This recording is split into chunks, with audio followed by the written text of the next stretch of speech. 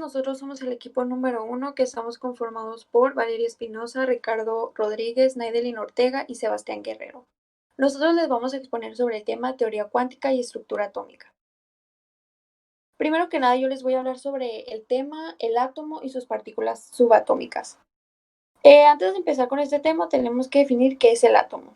El átomo es la partícula más pequeña en la cual un elemento puede ser dividido sin perder sus propiedades químicas. Esta palabra de átomo tiene un origen griego y cuando fue creada se creía que el átomo era indivisible, es decir, que no se puede dividir, cosa que hoy en día sabemos que pues es falso porque se divide en tres partes aún más pequeñas que son las partículas subatómicas. Esas partículas subatómicas son los protones, neutrones y electrones. Ahorita les estoy diciendo así en general, pero más adelante vamos a adentrarnos más al tema y a sus características. Para seguir con esta exposición vamos a seguir hablando sobre el átomo. El átomo se conforma de dos partes, el núcleo y la corteza. El núcleo, como se ve aquí, lo podemos encontrar en el centro y la corteza en el exterior. En el núcleo nosotros encontramos los protones y neutrones, mientras que en la corteza nada más encontramos los puros electrones. Aquí en la siguiente diapositiva podemos ver que ya nos estamos adentrando más a las partículas subatómicas. Vamos a hablar específicamente de protones, neutrones y electrones. Los protones es la partícula elemental con carga eléctrica positiva igual a 1, es decir, más 1. Con una masa igual a una UMA. La UMA equivale a 1.661 por 10 a la menos 18. El protón tiene una masa de más de mil veces mayor a la de un electrón. Al protón lo podemos encontrar con el símbolo de P a la más, aquí como se ve en la diapositiva, P más. Y vamos a hablar de su composición, pero para hablar de la composición del protón debemos de adentrarnos en la definición de quark. Quark es un tipo de partícula subatómica fundamental elemental que forma parte de los fermiones, los cuales constituyen la materia en los núcleos atómicos. Una vez que ya sabemos qué es un quark, podemos decir que el protón está compuesto de dos quarks hacia arriba y un quark hacia abajo, como aquí lo podemos ver en la diapositiva. Ahora vamos a seguir con el electrón. El electrón es una partícula elemental con carga eléctrica negativa, igual a 1, es decir, menos 1. Este tiene una masa despreciable. ¿Qué queremos decir con masa despreciable? Es que sí tiene masa, pero es tan pequeña que no se compara con la masa de un protón ni de un neutrón, por eso decimos despreciable. Tiene masa, pero es muy poquita. Y como podemos ver aquí en la diapositiva, la podemos encontrar con el símbolo de E a la menos, subíndice menos E.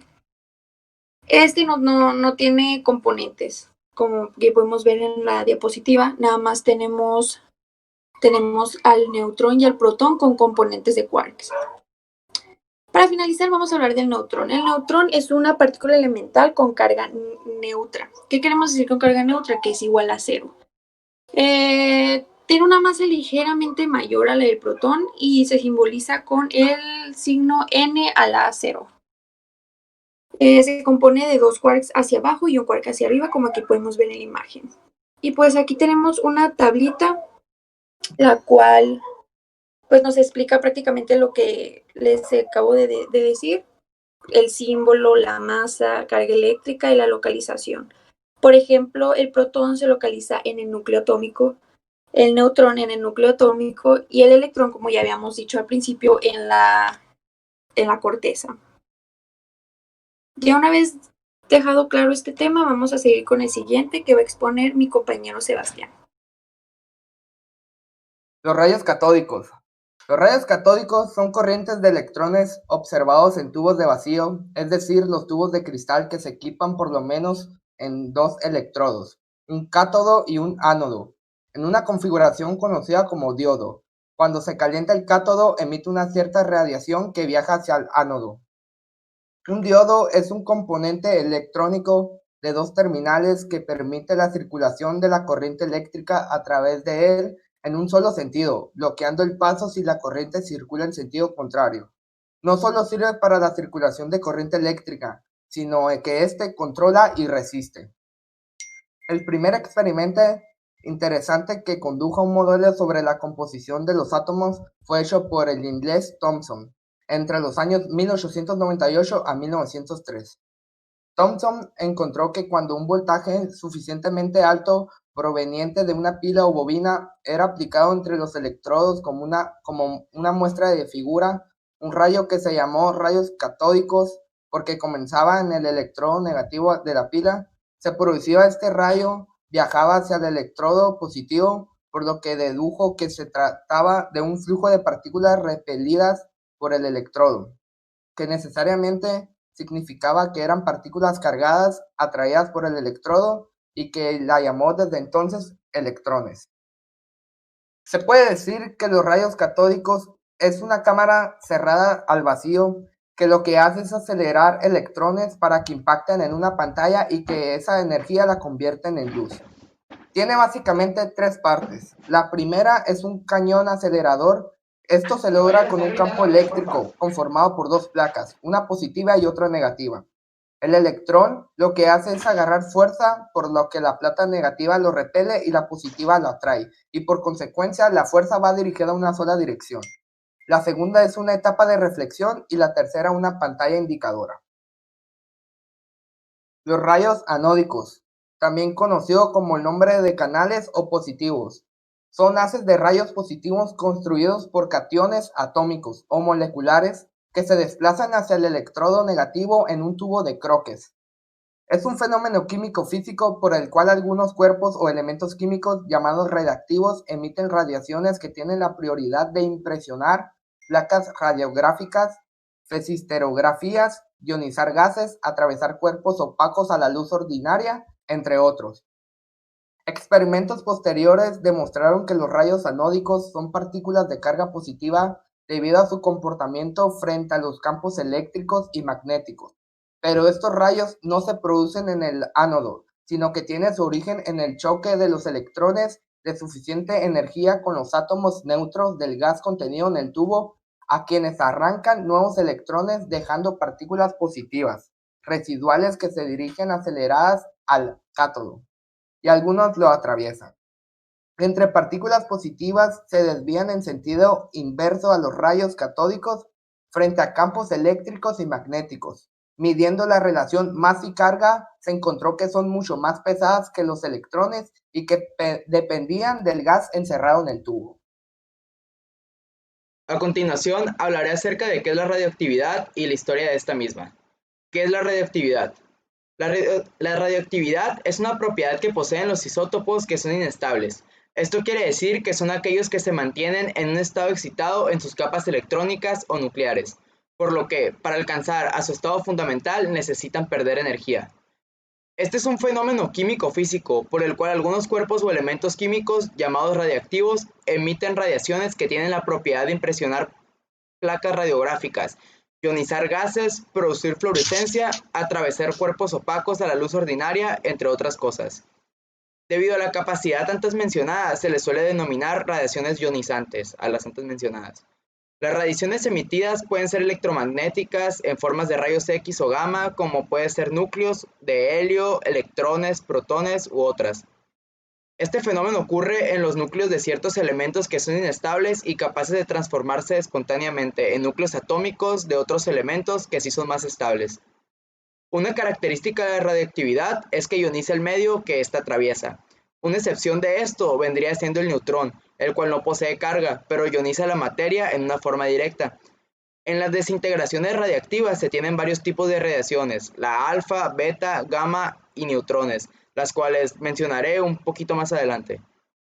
En función de su origen podemos catalogar la radiactividad en dos grandes grupos. En la radiactividad artificial, que es la cual se genera por el hombre, la cual se utiliza en procesos industriales, en medicina, para generación de energía y lamentablemente es utilizada para fines bélicos. Por el otro lado está la radiación natural, la que ha estado presente en la naturaleza desde siempre y proviene de los minerales radiactivos presentes en la corteza terrestre y también se da por las radiaciones cósmicas procedentes del espacio. Como pueden observar, esta es la señal más común para etiquetar un objeto o lugar como radiactivo y alertar esta pequeña imagen. Bueno, ahora que ya está definida qué es la radioactividad, procederé a contar la historia de esta. Todo comienza en 1895, cuando el físico alemán Wilhelm Röntgen observó que cuando los rayos catódicos incidían sobre el vidrio y los metales, hacían que estos emitieran unos rayos desconocidos. Estos rayos muy energéticos eran capaces de atravesar la materia, ya que oscurecían las placas fotográficas incluso cuando éstas estaban cubiertas y producían fluorescencia en algunas sustancias. Debido a que estos rayos no eran desviados de su trayectoria por un imán, no podían contener partículas con carga, como es que lo hacen los rayos catódicos. Röntgen les dio el nombre de rayos X porque su naturaleza era una incógnita, era desconocida. Poco después del descubrimiento, Anthony Becquerel, que era un profesor de física en París, empezó a estudiar las propiedades fluorescentes de las sustancias y accidentalmente encontró que en algunos compuestos de uranio oscurecían las placas fotográficas cubiertas, incluso en ausencia de rayos catódicos. Al igual que los rayos X, los rayos que provenían de los compuestos de uranio resultaban altamente energéticos y no los desviaba ni siquiera un imán. Pero a diferencia de los rayos X, estos se emitían de manera positiva. Marie Curie, quien era una discípula de Becquerel, sugirió el nombre de radioactividad a estos para describir esta emisión espontánea de partículas o radiación. Y desde aquel entonces se dice que el elemento radiactivo se emite radiación de manera espontánea. La desintegración o descomposición de las sustancias radiactivas, como el uranio, produce tres tipos de rayos diferentes, los que ya habíamos mencionado con anterioridad, que vendrían siendo rayos alfa, rayos beta y rayos gamma. Los rayos alfa constan de partículas cargadas positivamente, las cuales llamamos partículas A, que se apartan de la placa con carga positiva. Los rayos beta o partículas B son electrones y se alejan de la placa con carga negativa. Y por tercer y último está el tipo de radiación que son de rayos de alta energía, los cuales se llaman rayos gamma. Al igual que los rayos X, los rayos gamma no presentan carga y no les afecta un campo externo. En la imagen que está en la diapositiva está representado cómo el núcleo radiactivo emite estos tres. A continuación, Naidalin les hablará más. Bueno, pues yo les voy a hablar sobre la base experimental de la teoría cuántica. ¿Qué es la teoría cuántica? La teoría cuántica es una teoría física basada en la utilización del concepto de unidad cuántica para describir las propiedades dinámicas de una de ellas son las partículas subatómicas, que estas partículas son las más pequeñas en el átomo, y las intersecciones entre la materia y la radiación, que básicamente son la carga eléctrica y su masa. En el átomo distinguimos dos partes, el núcleo y la corteza. El núcleo es la parte central del átomo y contiene partículas con carga positiva, y los protones y sus partículas que no poseen carga eléctrica, es decir, son neutras o los neutrones. Antes de la teoría cuántica, las leyes de cómo se comportaban los cuerpos en movimiento se basaban en la mecánica newtoniana. Sin embargo, a finales del siglo XIX se dieron importantes descubrimientos que explicaban mejor el mundo que nos rodea y también, como consecuencia, arrojaban más preguntas sobre el porqué de las cosas. Básicamente eso les causaba una noción a ellos sobre el tema y se acumulaban grandes ganas de retroalimentarse más. En el origen de la teoría cuántica, el físico alemán Max Planck fue el primero en hablar sobre ella en 1900. Él postuló que la materia solo puede emitir o absorber energía en pequeñas cantidades llamadas cuantos.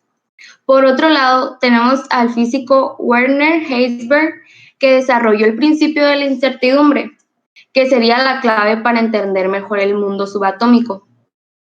Un ejemplo de ello es que él propuso el modelo ondulatorio, en el que se defendía que la luz no era más que una perturbación ondulatoria, parecida al sonido y de tipo mecánico, pues necesitaba un medio material para propagarse. Y él decía, todos los puntos de un frente de ondas eran centros emisores de ondas secundarias. Otro era que de todo centro emisor se propagaban ondas en todas direcciones del espacio con velocidades distintas en cada medio. Decía que como la luz se propagaba en el vacío y necesitaba un material perfecto sin razonamiento, se propuso que todo el espacio estaba ocupado por éter, que hacía de soporte de las ondas. Esto fue todo, gracias por su atención.